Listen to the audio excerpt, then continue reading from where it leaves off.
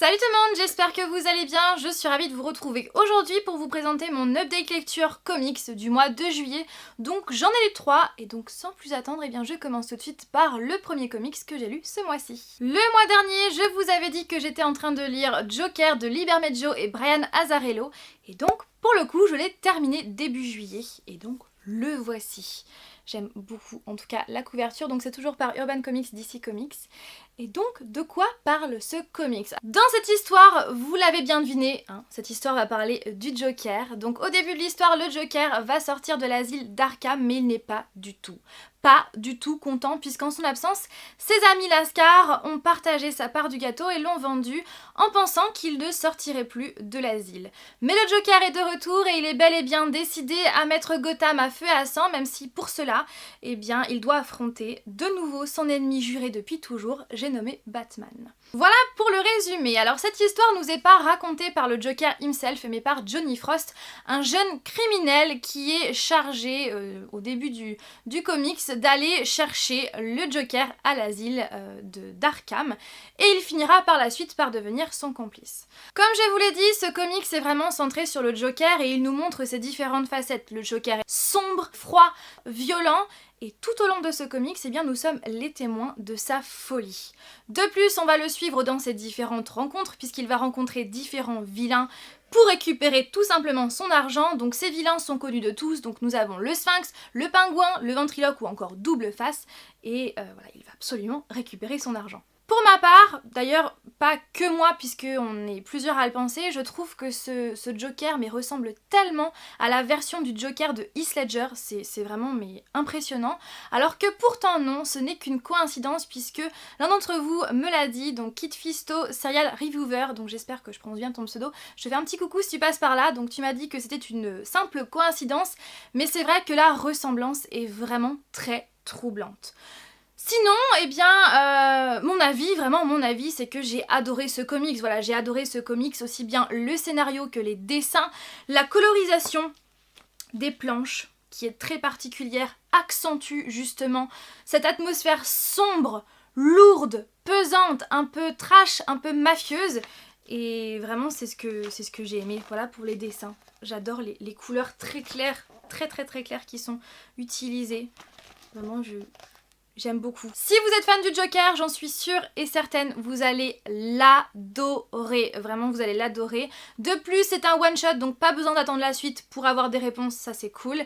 Et d'ailleurs, mon prochain comics sur le Joker, ça sera Killing Jokes, parce que vous avez été très nombreux à me le conseiller.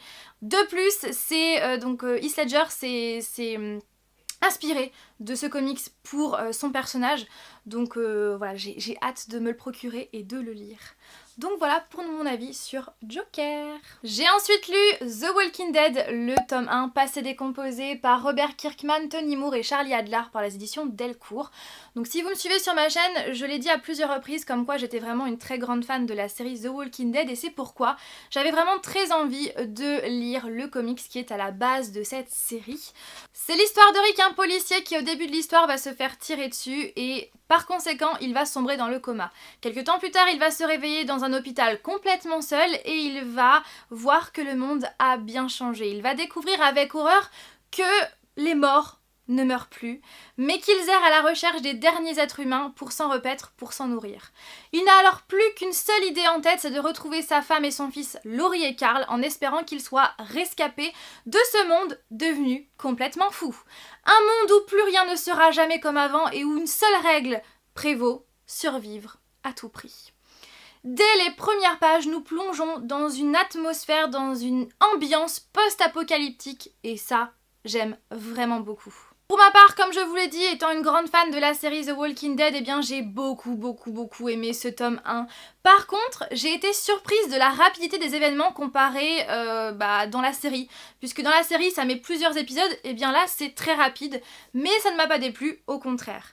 Sachez également que si vous commencez ce comics, vous allez avoir beaucoup de mal à vous arrêter parce qu'on a tellement envie de savoir ce qui va se passer, s'ils vont survivre, et comme dans la série, je me mets tellement à leur place. Vous imaginez si ça nous arrivait réellement qu'un jour le monde sombre complètement et que les morts ne meurent plus mais deviennent des zombies qui nous bouffent? Clairement ça fait un petit peu bader, voilà, j'ai que ça à vous dire et c'est vrai que comme dans la série, je me mets mais tellement à la place des personnages et voilà, j'ai toujours envie de continuer ma lecture pour savoir ce qui va leur arriver, s'ils vont survivre ou pas. Après mon petit bémol, c'est que dans la série, j'ai un personnage que j'adore, c'est vraiment mon personnage préféré. Mais malheureusement, ce personnage-là, eh bien, on ne le retrouve pas dans le comics, donc c'est un petit peu dommage. Mais bon, je le savais, hein, avant de commencer le comics, je le savais, donc voilà, je vais essayer d'y faire abstraction. En plus, c'est la première fois que je lis un comics en noir et blanc, et je trouve que ça change, et j'aime beaucoup ça. Les dessins sont vraiment très très très bien faits, vraiment très bien détaillés, et j'aime beaucoup. Et apparemment, donc là, j'ai vu qu'il y avait en tout 22 tomes de sortie, peut-être que maintenant il y en a plus. Donc j'ai encore beaucoup de lectures devant moi, mais voilà, je vous le conseille, vraiment. Mais sachez que c'est vraiment bien marqué derrière, que c'est pour lecteurs avertis, donc encore une fois, ce n'est pas à mettre dans toutes les mains. Voilà. Et pour terminer ce mois-ci, j'ai lu, au roulement de tambour, le second tome de Suicide Squad, donc la loi de la jungle par Adam Glass et Fernando Danino, toujours par Urban Comics, DC Comics. En tout cas, moi j'aime beaucoup la couverture et j'avais vraiment très hâte de lire ce second tome parce que la fin du premier m'avait laissé, comment dire, sur les fesses. Voilà, j'étais un petit peu en colère, je vous l'avais dit dans mon dernier update lecture comics, je vous mettrai en barre d'informations si vous avez envie d'avoir mon avis sur le premier tome. Je vous avais dit que voilà, j'étais vraiment un petit peu en colère, voilà, j'ai pas aimé la fin, j'ai beaucoup aimé le premier tome, mais j'ai pas aimé la fin et aussi j'ai pas aimé l'une des révélations qu'on a eues à la fin de ce premier tome et c'est vrai que j'étais un petit peu en colère, mais je voulais quand même absolument avoir la suite pour savoir ce qui allait se passer. Concernant ce tome-là, je l'ai beaucoup aimé, mais pas la fin. Je vous en reparle juste après. Dans ce comics, donc on suit toujours les aventures des Suicide Squad. Donc c'est une escouade dirigée par le gouvernement, plus précisément par Amanda Waller.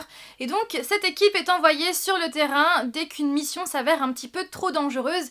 Et cette équipe est constituée que de vilains qui sont là dans le but de réduire leur peine. Et dans cette équipe, on retrouve bien évidemment ma très chère Harley Quinn que j'adore, qui est vraiment un personnage que j'adore, bon ça vous le savez à force, Deadshot que j'aime vraiment beaucoup, El Diablo, King Shark, Black Spider, etc. Mais c'est vrai que mes deux chouchous c'est quand même Harley Quinn et Deadshot. J'ai beaucoup aimé ce second tome comme le premier, mais comme le premier justement, je n'ai pas aimé la fin. Voilà. Et j'ai l'impression qu'en fait, la fin du premier tome se répète. Voilà, elle se répète encore et j'espère qu'elle ne va pas se répéter pour les tomes suivants, pour les tomes, ouais, les prochains tomes, parce que sinon on est mal barré et je risque d'être vite lassée. Voilà, mais c'est vrai que cette fin se répète encore et voilà, et du coup je suis déçue, voilà, je suis déçue, mais j'ai quand même bon espoir, voilà, pour la suite. Donc j'ai quand même hâte de lire le troisième tome qui va sortir, j'espère, prochainement, je ne sais pas encore la date. Si je l'ai, je vous la mettrai quelque part sur l'écran. Mais voilà, mais c'est vrai que sinon dans l'ensemble j'ai beaucoup aimé cette histoire, j'aime toujours autant les personnages, surtout Harley Quinn et Deadshot hein, comme je vous l'ai dit. J'ai aussi beaucoup aimé leur mission puisque dans ce livre ils doivent se battre contre Regulus, donc j'ai beaucoup aimé. Et aussi concernant le personnage de Amanda Waller, je voulais vous en parler un petit peu. Donc c'est la femme qui commande les Suicide Squad, et bien je ne sais pas quel est votre avis mais pour ma part je ne l'aime pas. Voilà, je ne l'aime pas. Bon après je pense que c'est ce qui fait le charme justement de Suicide Squad, mais je l'aime vraiment pas. D'ailleurs à la fin du tome, de ce second tome, nous avons une courte histoire qui est vraiment ciblée sur Amanda Waller, qui nous explique pourquoi elle est devenue comme ça et pourquoi elle a créé les Suicide Squad, mais ça n'empêche pas le fait que je ne l'aime toujours pas. Voilà, c'est dit. Donc sinon j'ai vraiment hâte de lire le troisième tome, j'ai hâte de savoir ce qui va se passer, surtout vu la fin de ce second tome, n'est-ce pas? Mais j'espère vraiment que cette fin ne va pas se répéter encore et encore sur les prochains tomes, ça serait vraiment dommage. Et aussi j'ai hâte de lire le troisième tome parce que j'ai beaucoup trop de questions qui sont sans réponse, donc j'aimerais vraiment avoir ces réponses-là dans le prochain tome, ou du moins dans les prochains tomes à venir. Voilà pour mon avis sur Suicide Squad. Donc comme toujours, n'hésitez pas à réagir en commentaire, à me dire si vous avez pensé la même chose que moi, si vous les avez lus, si vous les avez aimés ou pas, ou si au contraire vous ne les avez pas lus mais qu'ils vous tentent. Dites-moi tout ça en commentaire. Dernière chose que je voulais vous dire à propos de Suicide Squad, donc le film va sortir très prochainement, voilà, très prochainement. On m'a dit, donc je ne sais plus qui, mais en commentaire, on m'a demandé si c'était possible de faire un vlog Suicide Squad, donc c'est-à-dire d'aller le voir au cinéma et après le cinéma vous faire un vlog de ma réaction de ce film à chaud, pour vous donner mon avis, si je l'ai aimé ou pas, pour vous dire, vous faire une comparaison entre les comics et le film, et ça je trouve que c'est vraiment une super idée. Le seul hic, c'est que, donc là actuellement, nous sommes le 31 et je suis partie donc hier en vacances, voilà, pour 15 jours, donc je reviens le 13 août. Ne vous inquiétez pas, le planning de vidéo ne change vraiment pas du tout. J'ai tout prévu, toutes les vidéos ont été pré-filmées et je sais quand quelle vidéo sort et à quelle heure et à quelle date. Donc ne vous inquiétez pas, tout est prévu, il n'y a aucun arrêt sur ma chaîne, je continue mes vidéos le mercredi et le dimanche comme d'habitude. Voilà, c'est pas parce que je suis en vacances que ma chaîne doit l'être. Je vais pas vous manquer, voilà, même si je suis pas là, je ne vais pas vous manquer. Donc du coup, par rapport à ce vlog Suicide Squad, ce qui est un petit peu embêtant, c'est que je pense voir le film que en rentrant, enfin c'est même sûr. Je pense que j'irai le voir peut-être le lendemain où je reviens ou peut-être le surlendemain. Du coup, si je fais ce vlog, il ne sera pas juste après la sortie, mais bien une semaine et demie, voire peut-être même 2 semaines après sa sortie. Donc est-ce que ça vous tente quand même? Donc dites-moi ça en commentaire. Je vais aussi ouvrir un sondage, voilà, vous avez juste à mettre oui ou non, ou peu importe, voilà, si vous n'avez pas d'avis. Mais j'aimerais avoir votre avis parce que c'est vraiment une super bonne idée. Donc voilà pour tout ça, j'espère que ma vidéo vous aura plu. Et voilà, sur ce, je vous fais tout plein de bisous et je vous dis donc à mercredi prochain pour une nouvelle vidéo. Bye!